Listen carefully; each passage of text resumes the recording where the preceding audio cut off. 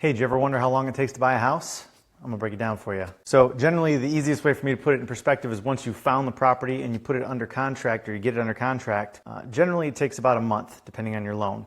Now if it's cash, it only takes about 2 weeks, but if it's a loan, most loans take about 30 days, so I break it up into 4 weeks. First week, inspection week. Obviously you do your due diligence. Once the inspection is all done, either you negotiate based on repairs needed or you move on to the next phase if everything is all good. Next phase is the appraisal phase. This section takes 2 weeks. I call it the long wait, mainly because the first week we order the appraisal and it takes about a week for the appraiser to schedule and get out to the property. Once they've done that, it usually takes about a week to get the appraisal results back. Once the appraisal results come back, again, if the appraisal comes up short, if you're in a position and you can renegotiate the price, now's the time to do it.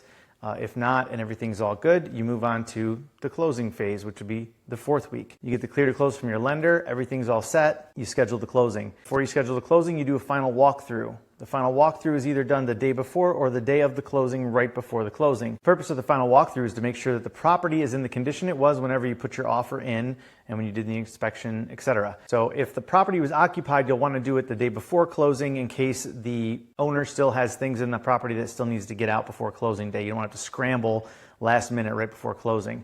If the property was vacant, you can do the final walkthrough the day of the closing, right before your closing. Then once all that's all set, you go to the closing table. It usually takes about 1 hour approximately to sign the documents, and you're a happy homeowner. If you have any questions about any of this, feel free to shoot me a message.